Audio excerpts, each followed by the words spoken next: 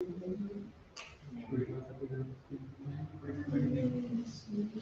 evening, everyone. Welcome to another Allan Kardec Spiritism Group of New Zealand session where we are gathered here in person or in spirit or in virtual reality.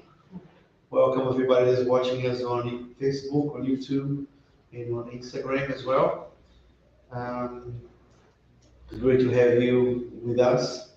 And as always, if you have any comments, any questions, any complaints, complaints you can send us an email, but you can just write on the comments box, and we'll do the best we can to reply or to talk about your comments. But it's great to have you together. How's everyone this evening here? We're good? Great, thank you. That's good. So we have a few news. These next couple of months are going to be very exciting for us. We have been promoting our Festa Junina. We're doing the Festa Junina for the 14th year. Of course, it's a very special occasion, not necessarily for Spiritism, but it's for us to be able to promote our culture to the families in New Zealand, and also works as a fundraising. So we sell a lot of traditional food, we have music, we have games for the kids. So we have started to sell the tickets. If you go to our website or our Facebook page or our Instagram page, you'll be able to see and find the site address for the site where you can buy the tickets. Or if you want to use your QR code reader, you can just go into the QR code. It will take you directly to our page, and you can purchase the tickets there with a credit card. If by any chance you are the very few people that do not use a credit card these days, and if you like to purchase a ticket directly, old school, like a printed out, contact us and we will sort you out. But everybody will be able to come. Nobody will be left out to the Festa Junina party. We're going to be at the Brazilian Cafe, the amazing Brazilian Cafe in Albany. The space is a bit limited, so we have a number of tickets that are we're able to sell. So if you don't buy the tickets and if you miss out, you can always come next year. But we're not going to be able to sell more tickets than the place holds. So I would strongly recommend you to go and be like a Kiwi and book early. Don't be like a Brazilian and try to leave the last minute. And it's always a great fun. We, as you can see, despite the inflation, we kept the same price for the last 15 years. It's always been $5. And it's still $5 pre-sale. Door sales if there's availability, but for the last 5 years there's no availability at the door. So I recommend you guys to buy a ticket in advance. Also, we have next week, being the last week of the month, we have a lecture or palestra. This is palestra in Portuguese. It's going to be in Portuguese by our beloved friend, Dr. Sérgio Chizem. He's been with us here 4 times already. He was supposed to come last year, not the last year, the year before, for the celebration of our 15 years, but he couldn't make it because of COVID. And he's going to be talking about medicine and spirituality. It's going to be in Portuguese, but we're going to record the lecture with him, and then we're going to show it here in the screen, and also show it on Facebook and YouTube and Instagram as well. Also a reminder that we are now, and we have been throughout the last year, offering the fraternal assistance, which is a meeting of 30 minutes. If you don't know much about Spiritism, if you'd like to know a bit more in a more personal level, you can book with one of us, and we'll be here a little bit before the meeting happens in person, and we can meet with you if you have any issues from any nature that you'd like to discuss with us as well. Maybe see how Spiritism could help you. You can contact us. Everything is anonymous. You don't need to disclose your name or we don't disclose our details to the people in the group. So it's very discreet, and you are welcome to do that. And also, after the success of our workshop of the spiritual treatment, we'll be starting to offer the spiritual treatment in person and individual as well. Of course, respecting the COVID regulations. But if you like to receive that, you are able to come here on the Wednesdays at from 7 p.m. at 545 Parnell Road to our group. So I think that's about it for the news. Yeah. So we're going to start with the initial reading from Living Spring by Emmanuel 14. An opportune question. And he asked them, "Did you receive the Holy Spirit when you believed?" Acts 19:12. The apostle question is still resound in all directions. It is highly opportune in the circle of Christianity. Everywhere, in the most varied situations, there are people who are just beginning to believe and people who already do believe. Here, there are those who apparently accept the gospel in order to be acceptable to those around them. There are those who search the fields of faith in order to resolve what they regard as important intellectual issues. Somewhere else, sick persons receive the help of charity and declare themselves to be followers of the gospel because of the physical relief. Nevertheless, tomorrow, of them become as unhappy and desperate as they used to be. Such a phenomenon are very common in the areas of Spiritism. There are a large number of fellow Spiritists who claim to have faith because they confirm the life after death of some designated family member, or because they cured of a headache, or because they found solution to a certain problem in a physical struggle. However, tomorrow, they still have doubts about spirit, friends, and respectable mediums. They develop new illness, or they get lost in new mazes of the human learning experience. Paul's question is still current. What kind of spirit have we received as a result of our beliefs in Jesus' guidance? The spirit of fascination? Of indolence? Of pointless scrutiny? Of constant disapproval of other people's lives?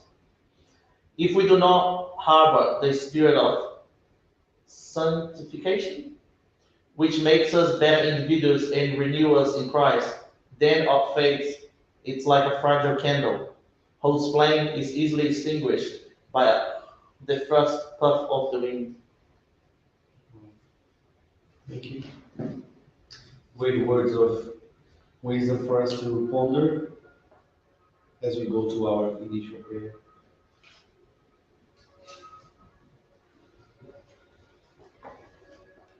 Let's close our eyes, calm our hearts, our minds. Dear God, lovely Master Jesus, we'd like to thank you for this opportunity to be alive, to be here, present in one whole meeting. Let us connect to our protected spirits. Let us be open to the inspiration so that we can learn everything that will be teaching here today. Stay with us always.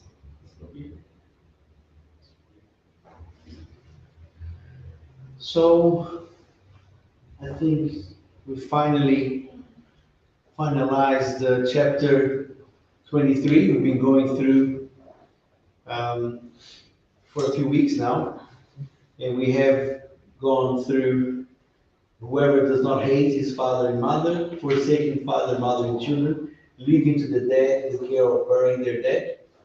And now I think we're just going to go through, which was last week's as well. I have not come to bring peace, but division.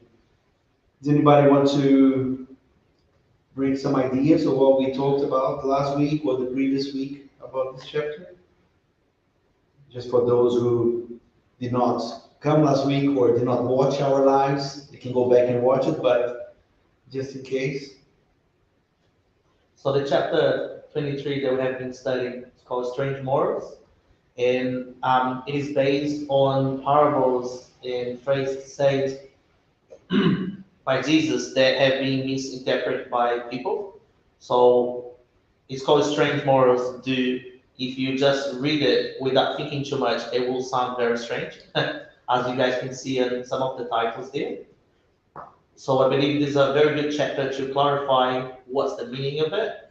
Last week we did chat about it, how Jesus mentioned that he can be enough to bring peace, meaning that his lessons in the gospel and what he told us to do, to be good, to have charity, that will not be a very easy task. And we'll have those who do not believe this is the right thing to do, and that's where a disturbance could be caused. So when he talks about division, that's what he's talking about it. We obviously do not mean to create a war or fight, but we're also not gonna just accept the bad behavior and follow them. So we stand with the morals and prosperity that Jesus had taught us, and that's what we follow. So I believe that's where he talks about it not being a very peaceful thing. Yeah, thank you. Anybody else would like to contribute?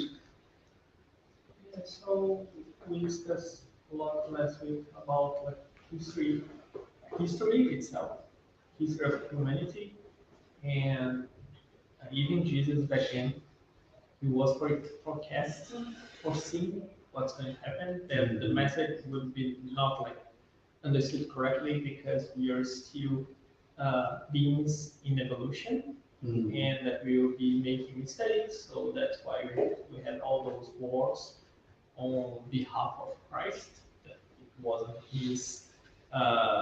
He didn't want to do that, and it's clear for us now. But back then, probably not so much. Yeah. And that's yeah. We just focus more on those history things that happened, and we have the example on the other book, The Pathway to Light, that was explaining the other side of the spiritual world. That even with all those things happening, some like key people disturbing or misleading the people or the information, changing everything, but we still had missionaries helping to keep at least some people on the right path, so everything can happen. And then we got the Spiritism on the right time when people were like tired of the same paganism, of those old ideas. They were ready to get something new, and then we got the Spiritism. And then I think we stopped when we were talking about Spiritism. Yes, which is item 17 now, right? Yeah. Yeah, and this idea of peace, like, imagine for, because as we talked about and we've learned, we are still in our infancy of our spiritual development. So if you ask for a child, what's peace for them? They don't really. Peace for them is to be at a playground and have rollies all day, and they don't understand the concept of peace. So the same for us, we don't understand the real meaning of peace. We have this idea of peace in our minds because we are still on this very low stage of evolution. So we don't really understand peace, and we have to go through these tribulations so we can go develop further to be in a better position than we are. So yeah. Item 17. Does anybody would like to start reading for us? I can read that. Thank you. Spiritism has come at the right time to fulfill the promises of Christ. Nonetheless, it cannot do so without destroying abuses.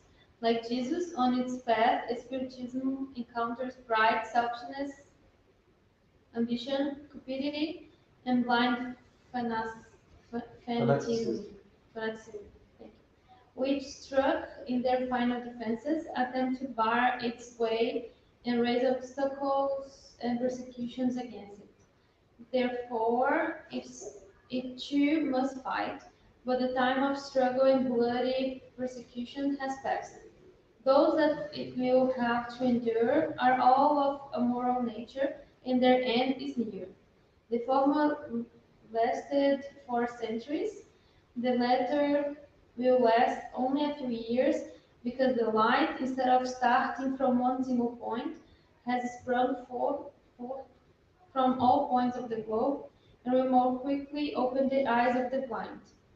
Those words of Jesus must therefore be understood as referring to the rage that his doctrine would provoke, the momentous conflicts that would be its consequence, the battles that would have to be borne before it was established, just as happened to the Hebrews before they entered the promised land, another result of the premeditated plan of his path to sow disorder and confusion.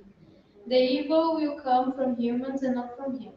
He was like the doctor who comes to heal, but whose medicine provokes a healthful crisis in removing the ills of the patient. And I think that's it, right? Yeah. That's the end of the chapter. So would you like to comment anything about what we read, Barbara, or do you want to digest a bit before? It just summarize everything that was discussed before, I think. It's like, and I like how they compare that with the doctor and what the doctor did. So I think it's easier for whoever didn't understood before what they meant by that. So yeah. Tanya? No? Yeah? I just like the way, as you said, it says, In the previous? no, just that, Is there? like a medicine that provokes healthful crisis in removing the ills of the patient. So sometimes the good medicine is not easy and not good flavor, but it's what we need. Yeah. And like once we understand that we need to be a better person, we need to, behave better, and this kind of thing is not easy sometimes, but it's something that we need to put energy on, and that's not a good medicine that provokes a not easy path for us. Yes. Nice. I guess he refers to any healing potentially can provoke some sort of crisis, some sort of anger, right? If we think about it, we don't like to be criticized. We don't like someone telling us we're doing wrong or we should do better than this or that. We do like the comfort fulfillment of thinking that what we're doing is enough, right? And majority of times not. Of course, it's not just about not doing evil, but if you're not doing anything, you're also not bringing peace to the world. You're just not doing nothing. I like it that mentioned that his light will rise in many different places. So the previous one. in the previous one, yeah. Because the light, instead of starting from one single point, from the globe, yeah? Yes. So it has born in many different parts of the globe for the blind eye, and everyone is actually engaged on this beautiful journey of evolving and on this path of progress that we all been tied to.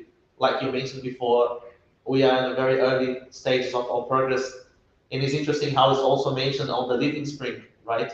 About the true faith that we should have it and how it comes from our heart. It literally comes from the blind eye that can see or the mouth that cannot talk. It comes from the inside. That's where the true charity will come from. Another interesting thing that I think we mentioned last week is that he mentioned about the sword, meaning that Jesus has a sword that he cut, and that sword is just the good morals. Yeah, there was a strange word, unheed the sword, unheed the sword, desembainhar.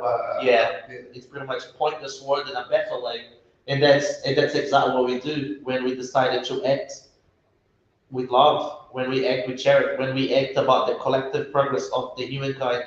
That's exactly what we're doing. We put the sword up, which doesn't cut anyone, but it definitely will cut the bad morals and the bad habits, which we do have to change. And like you mentioned there, it can cause a little bit of anger along the way, right? We have these rebel spirits that wants to continue on this bad habit. They have been awake for Something that caught my attention is that something that actually André mentioned on his review of last week's about the history, how things go into cycle, like just like the way that Jesus' words were misinterpreted and used to create these strange morals, create this uh, futile or useless dogmas, and it had happened, like I said here, it had happened with the just as happened to the Hebrews before they entered the promised land. So it happened to the Hebrews, it happened to the Christians, and we just have to watch out and be careful that it doesn't happen to Spiritists, because that's the message is about when he's talking about, you know, like Jesus on this path, the Spiritism, therefore Spiritists, Yeah. us, we will encounter pride, selfishness, ambition, cupidity, and blind fanaticism. And we see that in our in Spiritism, where people are divided amongst themselves. That's why one of the maxims of Spiritism is as well, Spiritas, amai-vos e instruí-vos. So love one another and instruct yourselves, because it's not just reading and learning. It's actually to love one another, to respect one another, to grow together. And if we don't do that within our own people that we share knowledge with, how are we going to grow with people that have opposite ideas that we have? So I think it's quite interesting how in history goes. We also say history always goes in cycles, and we always go into like a pendulum that goes swings. We were talking about it the other day, right? How in history the pendulum swings in one direction and then too far, and then it swings back to a different direction, but then it goes again too far. And we're just here to kind of find the balance of what we should apply to ourselves. But we are very lucky, very fortunate that we have Jesus as our guide and his examples that he left for us, in focusing on not only what he left literally, but most importantly, the morals that are behind his lessons. Because if we take things literally, as we're going to see on chapter 24, just after this discussion, if we take things literally, we're not going to be able to understand, because what Jesus said, despite the fact that are eternal because they are the divine truth, they were said in a certain historical context, and we have to kind of transpose that context to today's lives as well, so we can apply in today's lives. We don't live 2,000 years ago, so the morals are there, but we need to be able to just juxtapose, to change that from the past to the future, and to the present and to the future. Let's complete with something else. Yeah, just add one more idea. So it's saying on 17? 17, it's talking about the time that we're going to spend fighting against our moral, because he's comparing, I believe, with Christ. So when he got here 2,000 years ago, he left after 30 years, and then the apostles and the disciples start like sending the message everywhere. So it was difficult back then. They were persecuted. They had to copy all the gospel manually and distribute it. Hides in places, yeah. And that was really difficult. And then we got like, it started evolving, but there was a lot of problems in the churches, a lot of people that was misleading everyone. It's disrupting the message, the real message. And then when we got Spiritism, it's a different kind of fight. Now we just need to think about ourselves first. I mean, trying to break our bad habits, and then after that, start helping everyone. And we are in a comfortable place, like Togun said, we have that message everywhere. So we are here in New Zealand talking about Spiritism. We have in Brazil, Europe, everywhere you can find a Spiritist group, and then we can start talking about that, learning and practicing.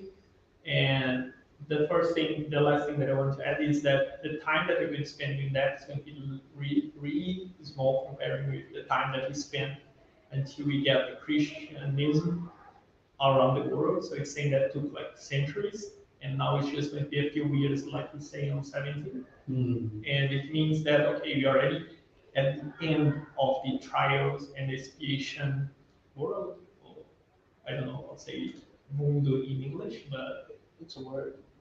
the world, yeah. So we are already like in the limit of this category of the earth. So we are almost done with the trials and expiations, and I believe after that we are going to get to a point that we will be able to rest the same way that the peace that the Lord Jesus brings to us is not just like resting without doing anything, but resting in that we don't need to fight anymore. We don't need to struggle, but we just need to follow the right path, and it's going to be easier for us.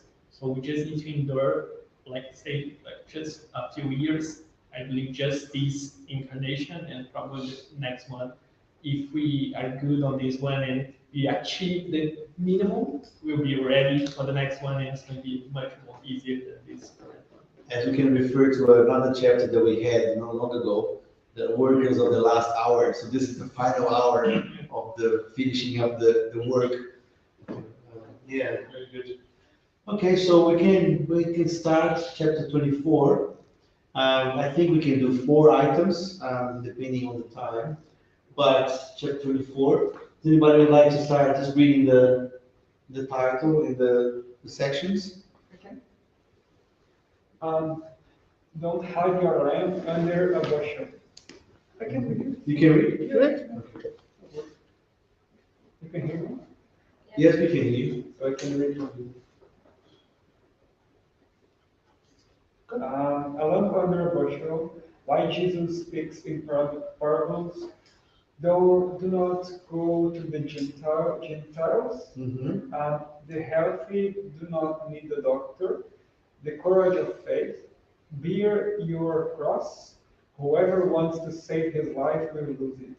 Okay. So quite a few items. I think we'll be able to go the first 2. Maybe to the second one as well. Okay, it's a bit bigger now. And bushel, I believe, is a sort of basket, isn't it? Yeah, That you we're found going on top to. of I prepared a little slide to show, but it is, yeah, it is. It's quite a different Which, yeah, word. it's a Old word school. that was used like in the old times agriculture, and even in Portuguese, alqueire. Nobody talks about. Me deu alqueire de maçã na feira. Yeah, but I'll show was Okay. another word that is out of context, but we can understand if you bring it to these days. The third thing. A lamp under a bushel. Why Jesus speaks in parables. No one lights a lamp to put it under a bushel. Rather, he puts it on a lamp stand so that it can illuminate all who are in the house. There is no one who, after having lit a lamp, covers it with a vase or puts it under a bed. He put it on the lamp stand so that those who enter can see its light. Because there is nothing secret that may not be discovered, nor anything hidden that may not be known and made public. Yeah. So it's interesting that thanks, Daniel. It's interesting that it's pretty much the same idea, but coming from 2 different disciples, right? Apostles, Matthew and then in Luke. And all talking the idea of the lamp and the bushel. And here actually gives another word for a bushel, which is the vase. There is no one who, after having lit a lamp, covers it with a vase or puts it under a bed. Okay, so I think there's one more. Oh yeah, there you go. So when we think about lamp these days, we think about a torch or an electric lamp. But when we think back in the time of Jesus, a lamp was pretty much like an oil burner item that you need to, like a candle. So LED lamps. was that? LED lamps. Yeah, like an LED lamp. Yeah, like an LED lamp. Yeah. So that's those kinds of lamps. And the bushel is a big basket that was able to carry 6 gallons which is about 6 times 6, 30, I don't know, 30 something liters. But it was mainly used for carrying fruit, carrying grains. So it's a very common object of that time. And then the idea of having a lamp on the floor and putting a bushel or putting a vase or a basket on top of it.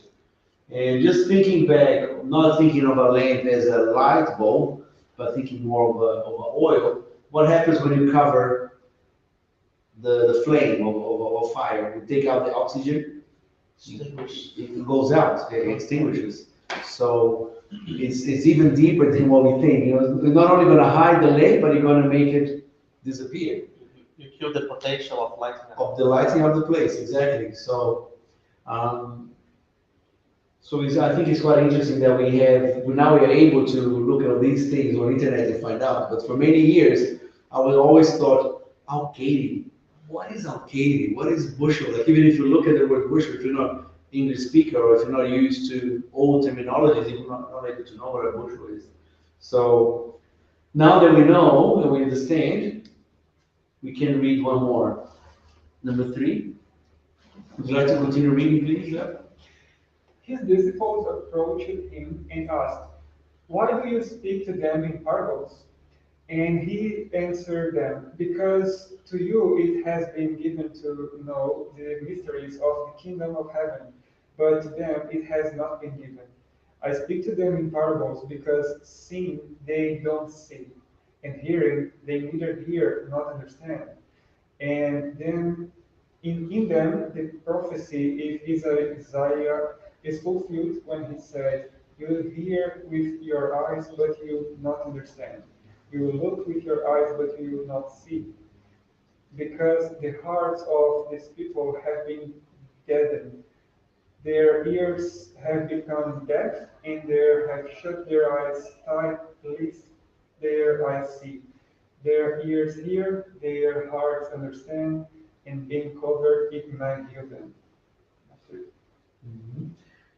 So we can, without going further, I'm sure that being very dedicated that we all study this chapter at home, right? So what can we, and I'm not gonna go around, it's a free for all, we can all talk about it. So why would the disciples ask Jesus why he speaks in parables? Why if you put yourself into the disciples' position, what would encourage them to ask that to Jesus? Why do you think they asked that? Anybody? Personally, to me, it is easy to understand history and easy to memorize. So that's one point. I guess it's pretty much like an analogy, right? He's trying to simplify based on the level of understanding and knowledge that the disciples have in comparison of his. It will be like a PhD physics teacher, doctor, trying to explain, for kids why is the gravity is working. So it will have to use simple words because the brain is just not there yet. It has a different type of knowledge, different type of wording, different types of understanding. So if his idea is to teach, is to actually show them and make them understand, he will speak in parables, so it will be more suitable for their language, but not just that, it will also make them think about it. He's not just giving them the answer, he's making them think, he's making them interpret. And it's a little bit similar to what Kardec does with the Pestalozzi. Pestalozzi, yeah. Yeah, he makes us think, he makes us go for it and reflect about it. Yeah, and it's even before that, it was the same. They have a specific name. It comes from the Greek. That is like a Socratic, because even Socrates used to do that. Throw the questions back to the students, so the students could try to come up with the answer. Yeah, but why? So why did he say that? Why is he saying because to you, meaning the disciples, he has been given to know the mysteries of the kingdom of heaven? Because Jesus not only spoke in parables, Jesus also spoke in direct teaching, just like the greatest maxim, love. When he was asked what is the greatest commandment, he said, love God with all your body, your soul, and your mind, and love your neighbor as yourself. This is the greatest commandment. So that's a direct teaching, was not a parable. He mainly spoke to those who are more closer to him or with a better understanding of the law of the time. And so why did he spoke to them, to some of them in direct language, and others he spoke in parables? Anyone want to pitch in? Yes, so I believe that is because he wanted to make his message as clear as possible. So if you're talking with a kid, like Torbin was saying, you're going to be using easy words or that the kid will understand. And if you're talking like Jesus talked a lot of times with the Pharisees, Yeah. he will talk about the law, he will quote Mosaic laws to explain his point, discuss some topics. And if they are talking with the disciples, he knows that he picked those disciples, not the apostles, not even before. So he had the preparation before reincarnating here. So they were spirits in evolution, but they were ready to get that message, to understand that message, and pass it on. And I think that's why for some parables, after Jesus saying the parable, he went just with the apostles and explained the parable for the apostles, so we can get like a better meaning of everything that Jesus wanted to say. But sometimes when there is no like apostles in the Bible or the chapter that they are like Jesus was going through, it's just the parable. Sometimes it's just like you're saying, he goes and elevate their force, and they say, for example, the penitentiaries, I don't know how to say. The Beatitudes. Beatitudes. So he spoke with words that most of people probably didn't understand at the time, but it was a knowledge that needed to be recorded. So we use that to this day. So we've heard, I believe it's from Mahatma Gandhi, that he said that if all the books in the earth was burned or lost, and the one left is the Beatitudes, the Sermon on the Mount here. Nothing will be lost because we have all the knowledge that we need to progress and move forward with the society. And so I think there are like some key points that Jesus needed to bring the real meaning, the right words, so we recorded as forever. There are some times that they just wanted to make people around him knowledgeable, and then he used the words that are easier for them depending on their level. So he was able to understand the level just looking, and then he has that power. So he used of in his position, he would be able to see and determine which is the best way to approach that knowledge and bring that knowledge to that group of people. Yeah, and Jesus was the best master that we had in life, because he knew that. And that's why we can see, just like Andrea mentioned, and I'm glad you did, that the disciples, they were not, or the apostles, they were not chosen at random. They were prepared.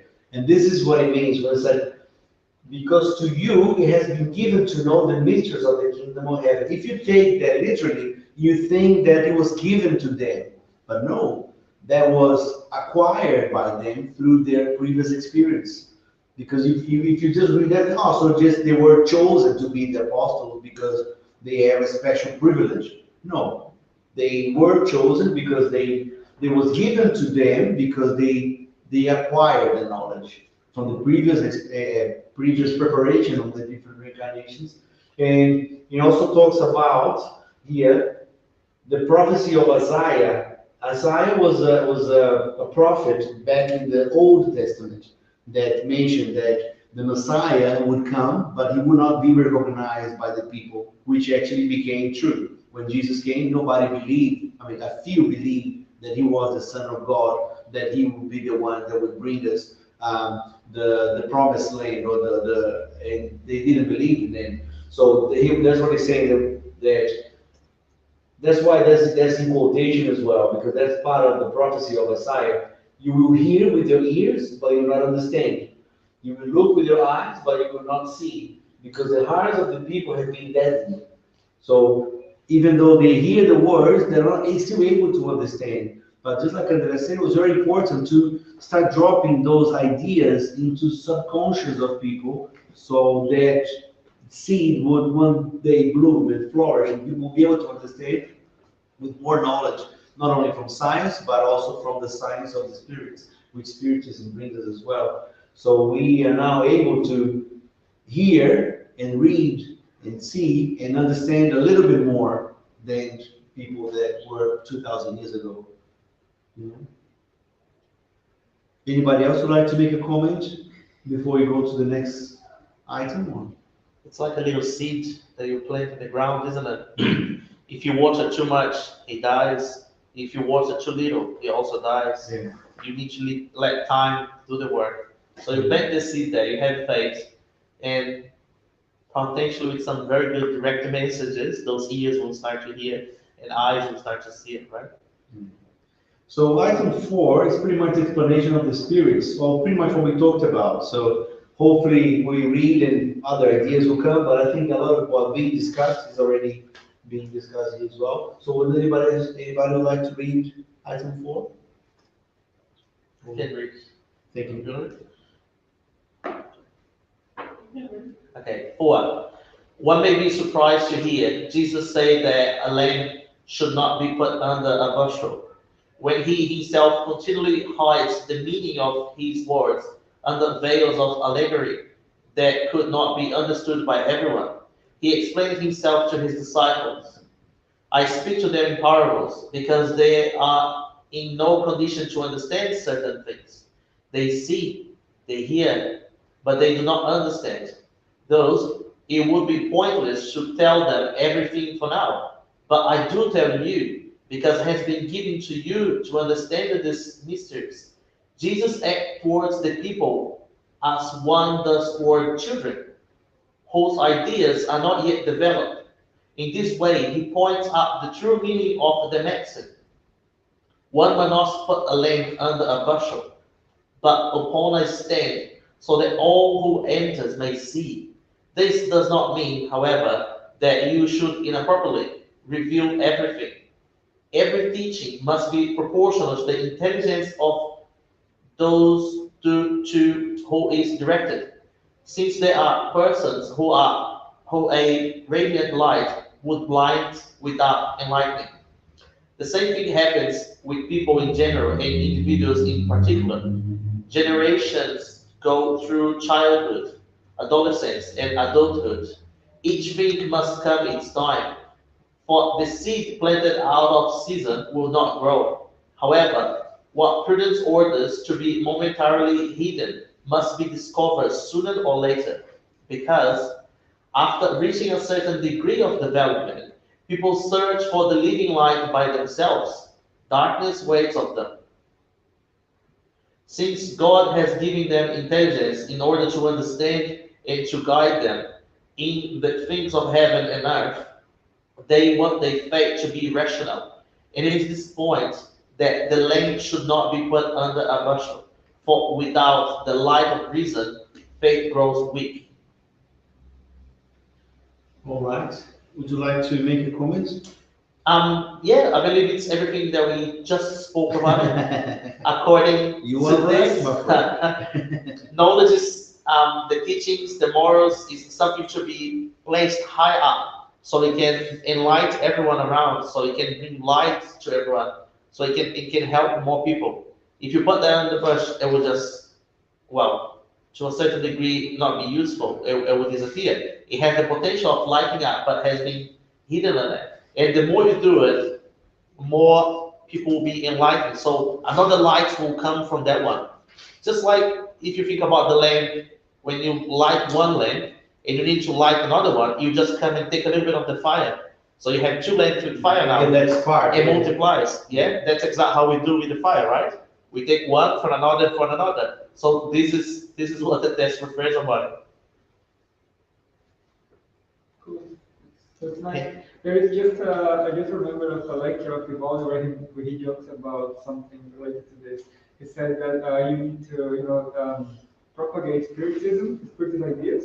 And then he said that he has a friend that was saying to everybody that he's a spiritist. And then when somebody asked, "Oh, what's your name?" Spiritist. Something like that, very, extravagant about this.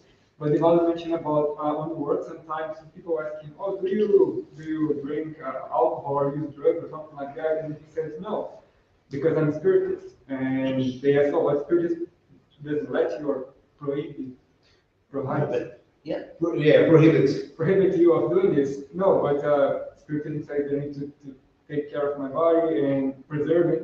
So this kind of stuff. So you can devote spiritism and say, okay, I'm doing this because I'm a spiritist, but you need to be all the time, exaggerated on this. It's just something I remember you were saying. Right. Makes sense. Yeah, spiritism doesn't impose you to do anything. Yeah. It gives you the choice. The guidance, yeah. Yeah, the guidance. And Highly recommend you. yeah. Tanya?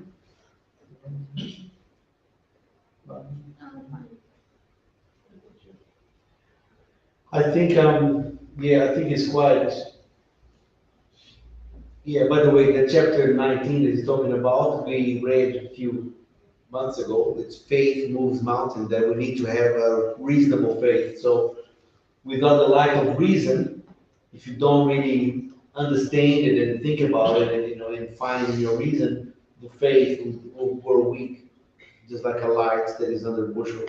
And I think it's quite interesting that even if you put a light on a light stand, the light is there, but you have to be careful not to blind, the other people or give them, I don't know, something that they're not going to be able to appreciate or see, like in a sense that the idea of converting people, or that's why we don't really think like that. Or we need to convert that person to be part of our group, of the way we think. We just talk with other people what we believe and we discuss about it. We don't have that idea of trying to convert people, because they say people,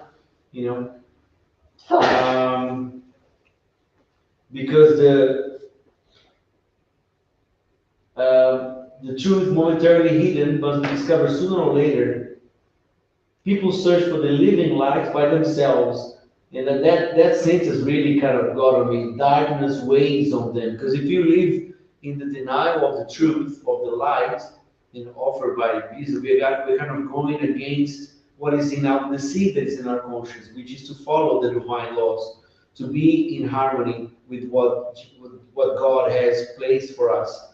So you're going against your true nature. Our true nature is to become perfect one day. So if you are going against the light, it weighs, the darkness weighs on them, becomes a burden, becomes heavy.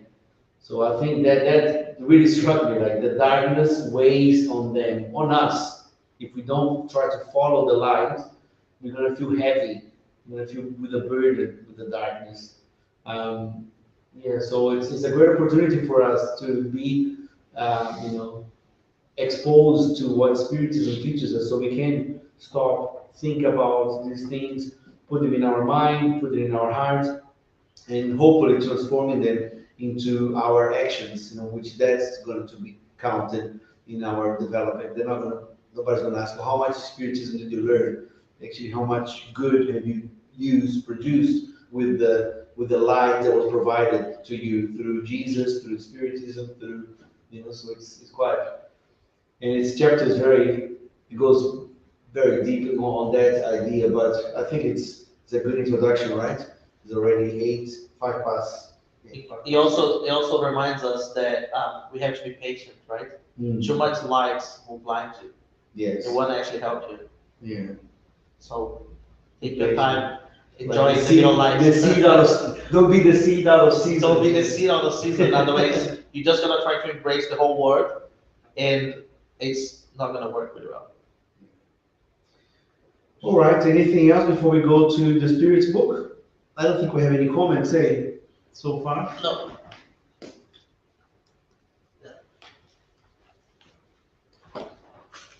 All right, so next we go to the Spirits book. We are in part 2, chapter 9, the intervention of the spirits in the corporeal world. So we, it's a very, sometimes frightful if you think about it, how we are exposed to the influence of the spirits, because we are connected to the spirit. We belong to the spiritual world. We just happen to be wearing this flesh that we are at the moment, but because we are connected, we feel the influence of the spirits more than we can care for.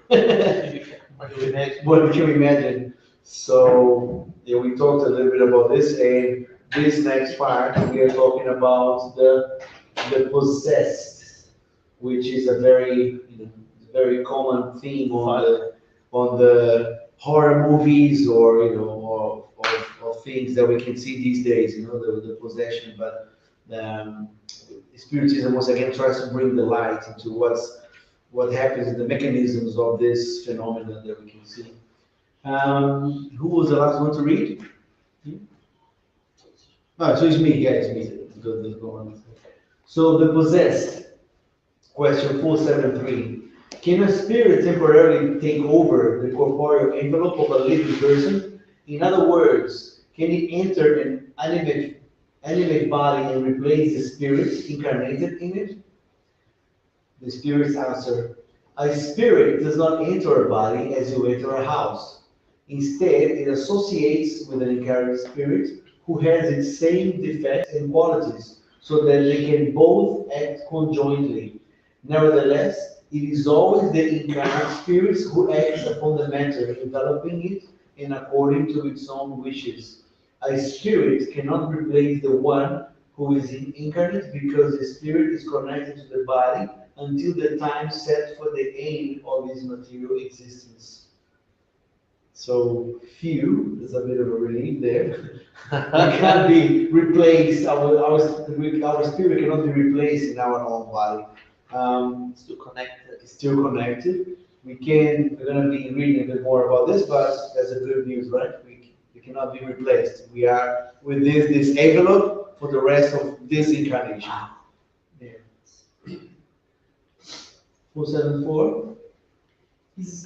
If there is no such thing as possession per se, that is the cohabitation of two spirits in the same body, may a spirit nonetheless find itself dependent on another spirit, so that it sees itself subjugated or obsessed by it to such a degree that its own will is in some way paralyzed? Yes, and these are truly possessed. You must understand, however, that this kind of domination never occurs without the participation of the one who suffers it, either through weakness or desire. Epileptic, epileptics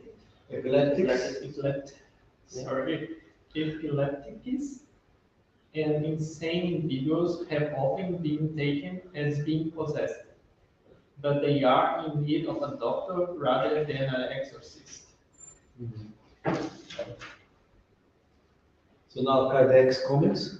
In its common acceptance, the word possession presumes the existence of demons, a category of beings of a depraved nature, and the cohabitation of one of these beings with the soul of individual in his or her body. But since there are no demons in this sense, and since two spirits cannot simultaneously inhabit the same body, there can be no one who is possessed, according to the idea normally attached to the word. By the expression possessed, one should only understand it to mean the absolute dependency of the soul in relation to the imperfect spirit who has subjugated it. Okay. Can these persons by themselves repel such evil spirits and free themselves from their domination? You can always rid yourself of any burden when you have a firm will. That's a short one for you, Yeah. Margaret. Would you like to read another one? Yeah. Thank you. Could it be the case that the obsession by an evil spirit is such that the subjugated person does not even perceive it? Couldn't a third person put an end to the subjection? And in such a case, what role should he or she play? If the individual is morally upright, his or her willpower may help by appealing to the cooperation of good spirits, because the more moral a person is, the more power that person has regarding perfect spirits in order to repel them, and regarding good ones in order to attract them. Nonetheless, this third person will be completely powerless if the one who is subjugated does not cooperate. After all, these are persons who take delight in independence that satisfy their tastes and desires. In all cases, however, those who do not have a pure heart cannot have any influence whatsoever. Good spirits ignore them, and evil ones do not fear them. Okay, maybe we can start having a chat about, because quite a lot to unpack, right? It's a day conversation. Yeah. Was that? It's a whole day conversation. It's a whole day. We can be here till midnight. So, does anybody like to make any comments about starting with Barbara that you just read the last part?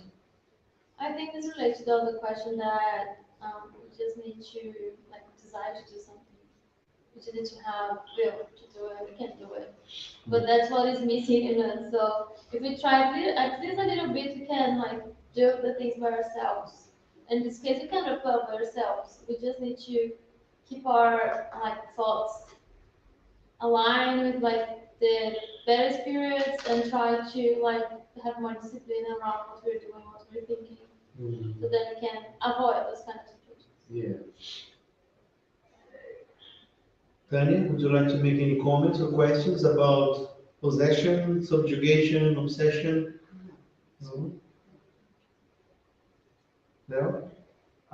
So just to think, so so just to understand why a spirit would be wanted to be with an incarnate person. For example, if you are a person that has vicissitude, is a word? Yeah, yeah. Like you drink or use drugs or something like that. And once you don't have a body, you cannot drink alcohol. You cannot use it. So you find a person that has the same habits that you have, and you be with them just to have the same sensations. So that's the reason you start creating connections with this person as much as you both are connected. The spirit wants the person, and the person becomes dependent on the spirit with time.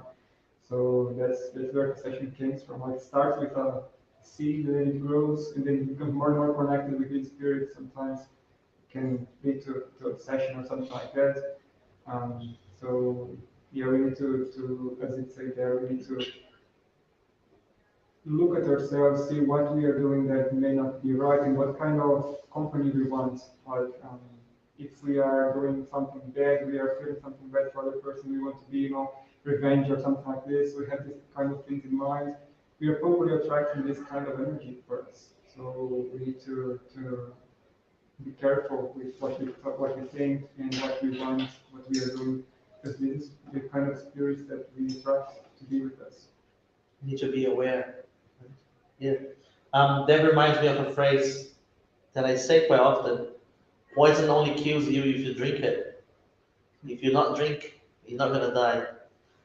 Interesting how in the first question he mentioned that it depends on you. Just like Leandro said, it's you who attract us. So do not go blaming the spirit that you're being possessed and you did something that you shouldn't, because you somehow let the door open. You somehow attracted that. You somehow connect your vibration to it. That's why it's so important for us make sure our vibration is always high.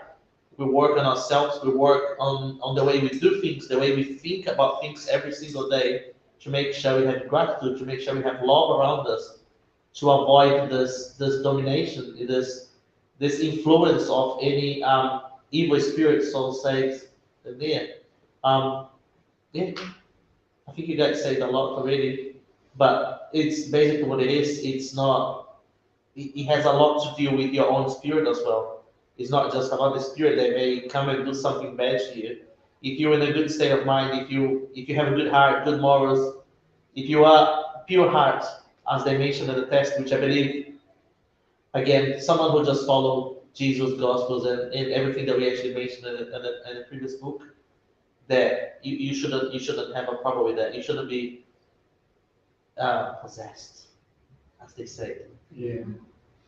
I think it's very interesting. There's a lot to unpack. So I thought that with these few questions we had, what, 1, 2, 3, 4 questions, and it's a lot to unpack. Like the idea that he mentions that we can't be possessed in the way that we, especially those times, people thought that a demon would come and possess the person. The person had no will or free will of their body anymore. They were totally possessed, and they were a victim of this demon. So the idea of the demon, just like we spoke on the last reading of the gospel, that the apostles and the disciples, they were not chosen at random. They were not created as spirits that were ready to be the followers of Jesus. They acquired that position. So they were not the same way that the demons were not created evil, as the word implies. There are spirits that are in the very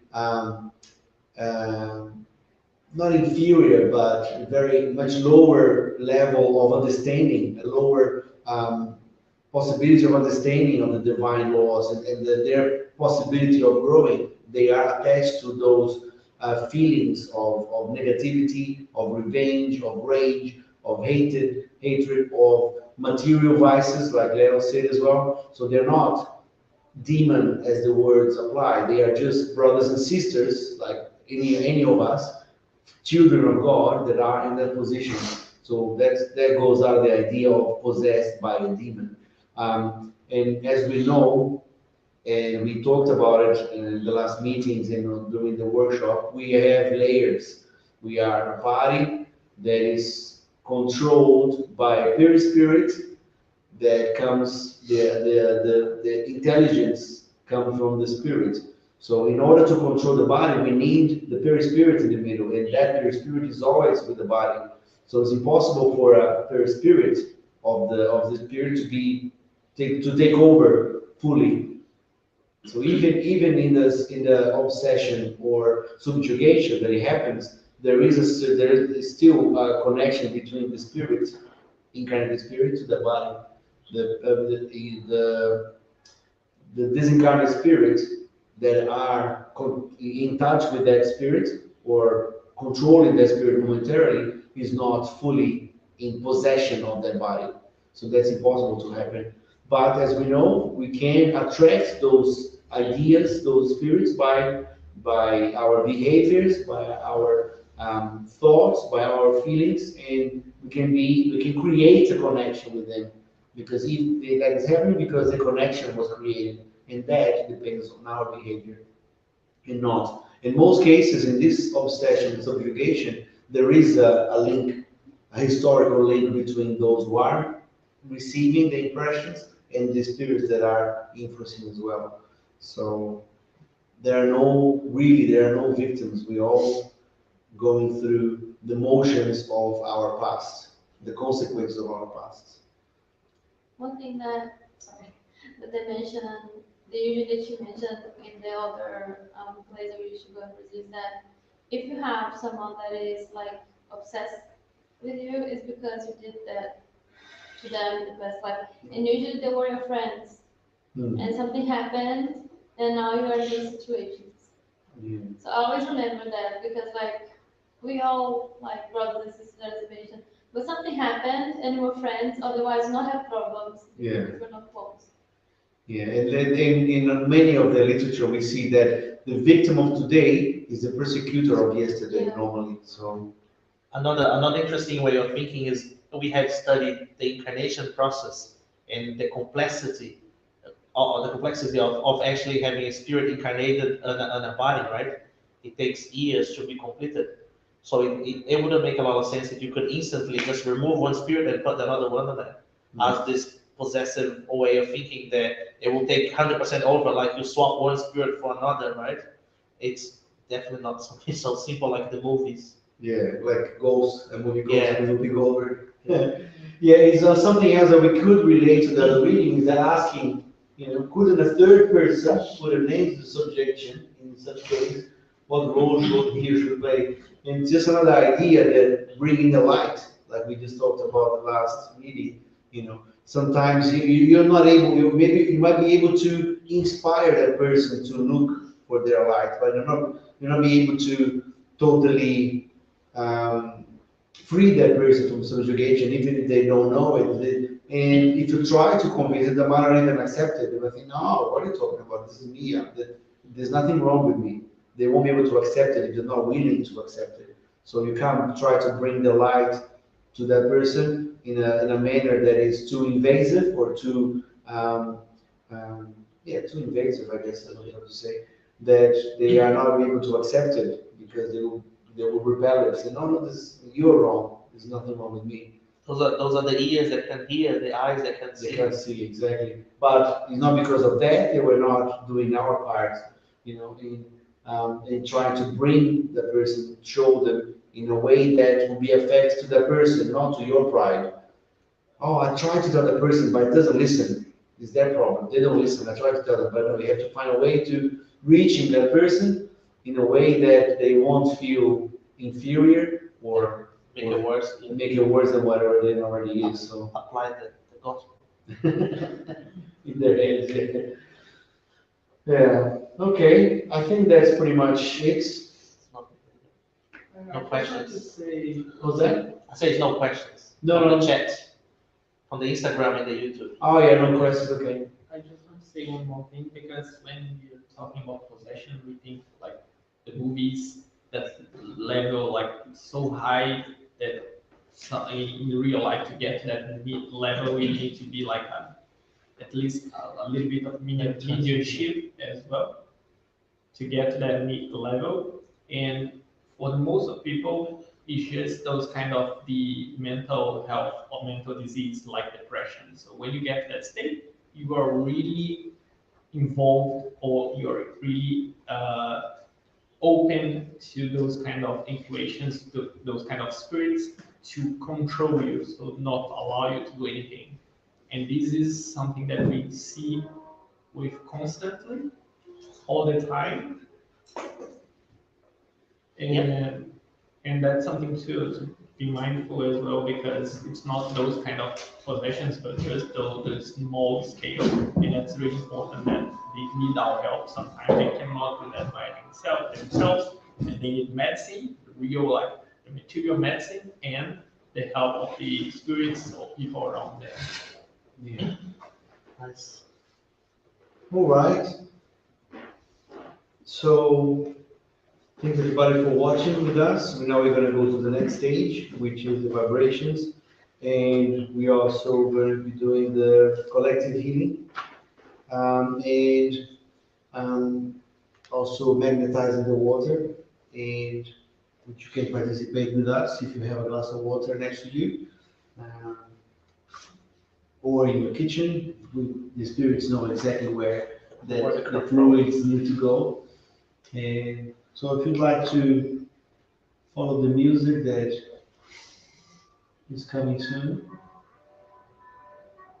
and if you'd like to close your eyes, sit in a comfortable position, just trying to calm ourselves and relax. Just taking a few moments to regulate our breathing. Breathing slowly and deeply. Feeling all the worries and our tensions in your body disappear, fading away. focusing on the good feelings that we have within us after being surrounded by so many good vibes, good inspirations through the readings and the conversations that we had. As we offer ourselves to work in this vibration stage where we pray for those who are in need, and Spiritism enlightening us, telling us that the power of a collective prayer with the faith that we have, multiplied by the spirits that surround us, or we can start to think of our little planet, planet Earth,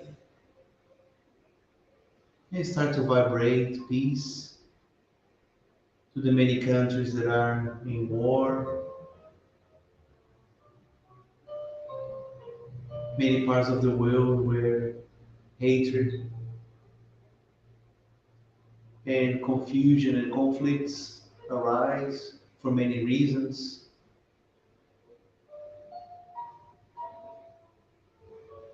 So we pray for the peace between the countries.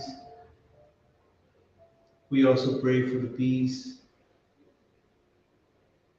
between the different political ideas, ideologies, peace amongst all the races, all the genders.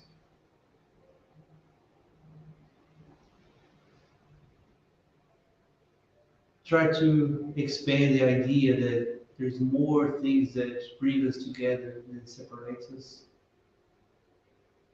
and that we are all brothers and sisters, all children of God, guided by Jesus. We also pray for peace, but as well for health. We are still feeling the effects of the pandemic, where many brothers and sisters have passed away because of the virus, but because of many other diseases, others still suffering in treatment. So let's think of health. Let's vibrate health for all of those who are in need in this country and many other countries around the world. Not only for the physical health, but mental, psychological health, spiritual harmony and balance.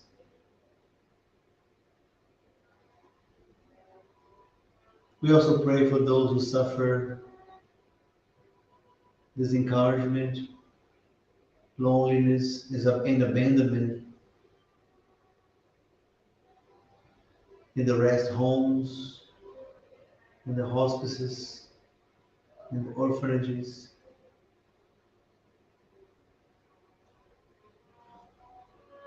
We also pray for those who have passed away recently, whatever cause it may be. Some of them are still confused, not understanding what's happening,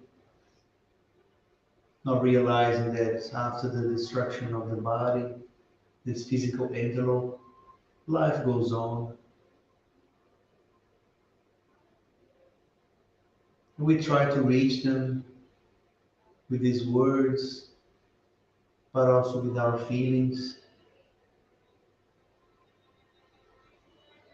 in the hope they can start to realize they are not alone. There's a team of spiritual friends that are there to help them. In the name of Jesus and God. And if they choose to, they can continue following them.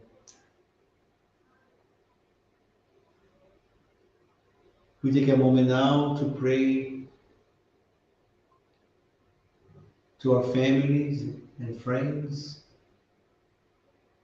starting for our homes. We can imagine our homes being blessed by a shower of good energies.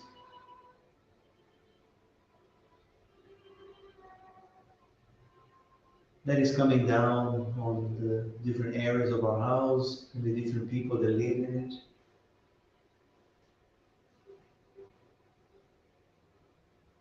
From close to us to those who are also far away. Now using our imagination, we can imagine those we know that are close to us, even those that are not so close to us, but we know they are in need. We can imagine them in the screen of our minds, receiving also these blessings that is transforming their current state to a better one.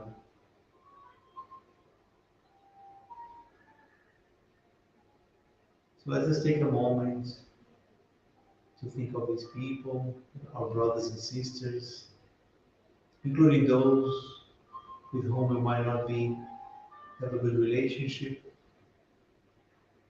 Let us imagine being friends or approaching this person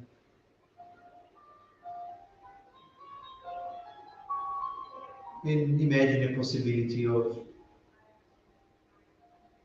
moving together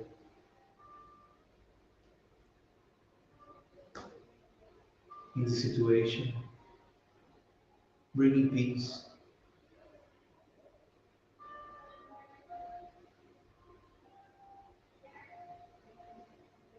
We now take this opportunity to thank our spiritual friends that are here,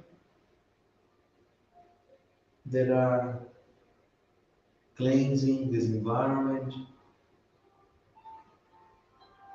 offering us the spiritual fluids that we are all receiving in this moment, as another resource, another source for our betterment, providing, if we want, if we really believe, a better harmonization of our physical body, of our very spiritual bodies.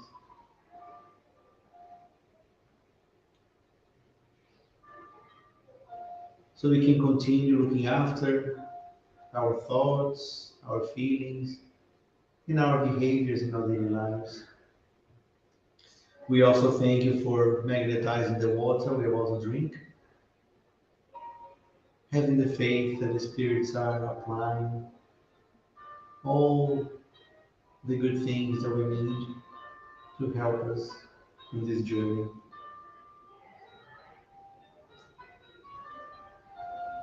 And with our hearts filled with gratitude and joy and harmony, peace, we move to the last part of this meeting where we thank God, our Creator, the infinite source of harmony, love, the Creator of all things, for the blessing of reincarnation that we are living in this moment.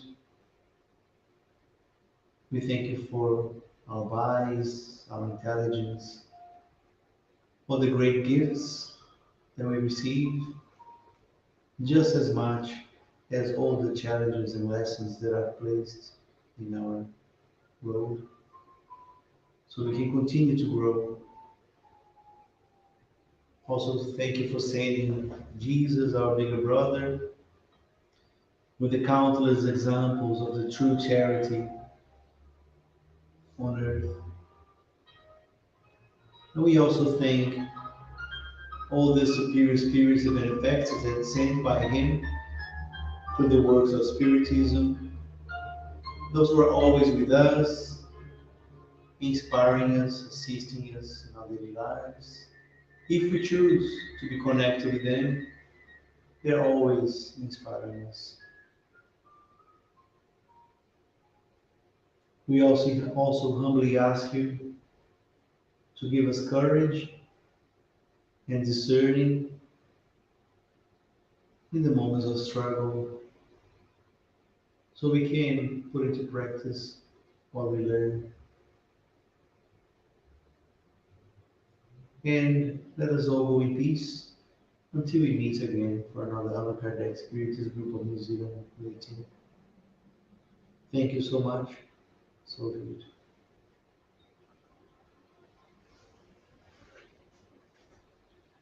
And also just a gentle reminder that next week will be a lecture in Portuguese, and I hope to see you all again. Thank you. Good night.